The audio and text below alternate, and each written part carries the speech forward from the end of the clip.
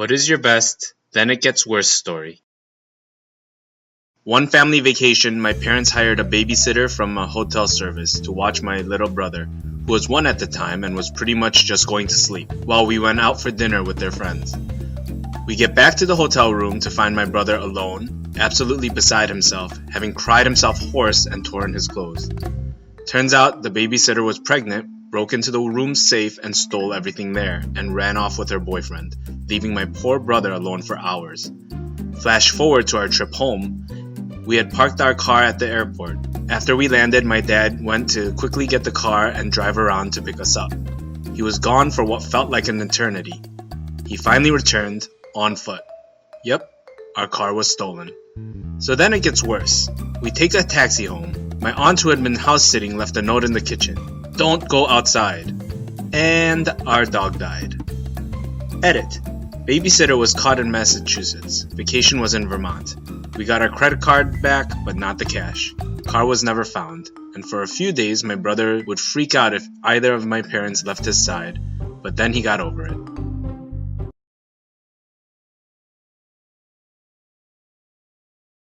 When I was 7, my mom bought me a rat at Petco. I had had a few rats as pets before and I really liked them. 3 days after we bought it, it was acting kinda tired and just stood in the corner of its cage. So like a genius, I picked it up. And it bit me. I mean, really latched on. My mom had to come pry it off my hand. And then the rat died that night. About a week later, I got a fever, and what my parents thought was the flu. I got to stay home from school and watch TV. It was awesome. But after a few days, my symptoms didn't go away, and I started to get this weird-ass rash with little pus bubbles in the center of red circles. About 3 days in, I went from feverish but fine to being unable to move without ridiculous amounts of pain and my joints giving out in the span of an hour. I had to go to the hospital and stay there 2 days. Everyone thought I had meningitis, but the tests came back negative. And my mom told the doctors about the bite. We hadn't thought of it before because everyone was telling us it was meningitis.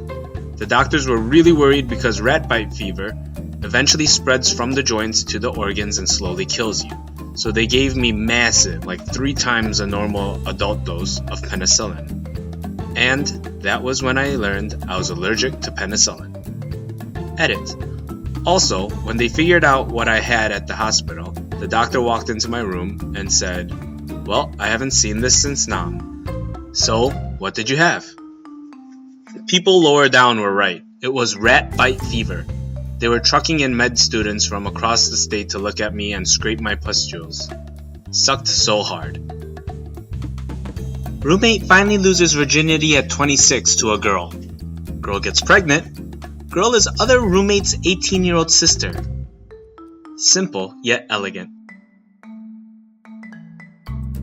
My roommate and his girlfriend were drunk as S. I was already asleep when they came back to the room, and they were loudly moving around our small room. I was in the top bunk, and the girlfriend laid down on the bottom bunk, while my roommate went down the hall to the communal bathroom to brush his teeth.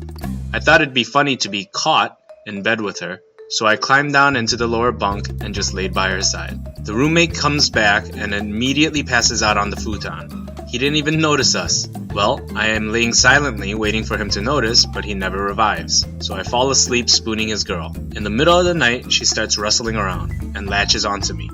I'm half asleep, but I wake up with a full raging hard-on, and her pulling my pants down. She mounts me, and we F like rabbits right in front of him. That's not the diggish part.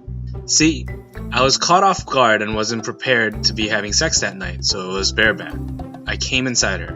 I wasn't even sure she knew it was me, but I was in no state to argue, because I was half asleep, and she practically raped me. So I feel no guilt for taking advantage of her, only for us doing it while she was dating my roommate. In the morning, I was the first to wake up, so I climbed up into my top bunk. Later, my roommate wakes up and climbs into his lower bunk bed with his girlfriend. I awaken to the bed moving a lot, so I peek below and I see him going down on her. Oops, sloppy seconds. But that's not the dickish part. She ends up pregnant and he marries her. We've only spoken of it once, where she swore me to secrecy. To this day, he thinks the kid is his. That's not the dickish part?